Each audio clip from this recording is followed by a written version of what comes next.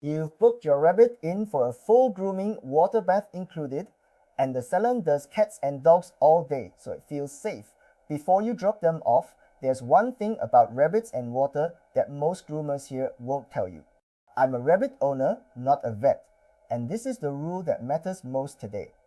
A healthy rabbit should almost never be given a water bath. They groom themselves constantly, their coat isn't built to get soaked, and the stress of it can do real harm.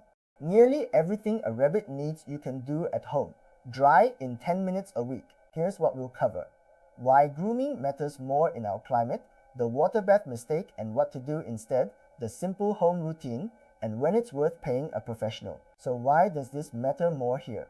Singapore is hot and humid all year, and rabbits molt heavily and often in that kind of climate. All that loose fur does two things. It mats against the skin where the air can't reach, and the rabbit swallows it while self-grooming, which can sit in a gut that's already working hard in the heat. Now the water bath. When you dunk a rabbit in water, a few things happen fast. They panic because a wet rabbit in the wild is a caught rabbit. The dense coat soaks and takes hours to dry, so they get chilled even in our heat. And a slippery, frightened rabbit can hurt its own back struggling. So unless a vet has told you to, you skip the bath. If your rabbit has a dirty patch, you spot clean it. A little damp cloth or a pet-safe dry foam on that one spot, then dry it off and that's it. And if the back end is dirty often enough that you're cleaning it a lot, that isn't a grooming problem. That's a sign to see a vet, because a healthy rabbit keeps its own bottom clean. Okay, the home routine, starting with the one that matters, brushing. A rabbit-safe brush or a soft bristle going with the fur, a few minutes a couple of times a week. During a heavy molt, you want to do it more, even daily, because in those weeks you can pull a shocking amount of loose fur off them by hand. A quick tip for molt season. Rabbits often shed in a line that moves down the body, so you'll see a tide mark where new coat meets old. Gently loosen that old fur with the brush or slightly damp hands. Never cut it out and never use those wire slicker brushes hard. A rabbit's skin is thin and tears more easily than a cat's. If you find a mat, be careful. Don't pull it and don't take scissors flat against the skin. That's how rabbits get cut without anyone realizing, because the skin lifts up into the mat. Tease small mats apart with your fingers.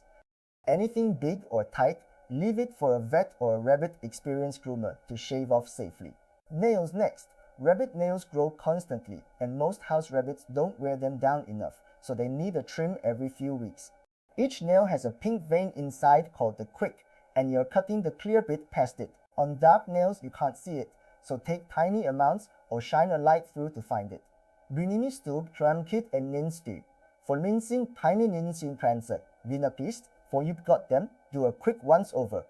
Check the back end is clean and dry, look for any bald spots, dandruff or scabs, and have a feel for lumps. You're not diagnosing anything, you're just catching changes early so you can mention them to a vet. Grooming time is the best health check you'll do all week. So when is a groomer worth it? If your rabbit is heavily matted, if you can't manage the nails safely, or if it's a long-haired breed like a lion head that needs regular work. The one rule, ask before you book, do they water bath rabbits? If the answer is yes, that's the wrong groomer. You want one who keeps it dry and calm. So, the whole thing. Skip the water bath, brush little and often, more in a molt, spot clean the rear mess, keep the nails down, and use grooming as your weekly health check. It's 10 minutes that saves you a sick rabbit and a big vet bill. If this helped, head to singaporerabbit.com. There's a free weekly digest and 2 directories that go together here, Rabbit Savvy Vets and Groomers that actually understand rabbits and won't put yours in a tub. Find your people before you need them. Next, I'll cover what to do in the first 12 hours when a rabbit stops eating, the emergency every owner should know code. Subscribe so you've got it ready, and give your bun a brush from me.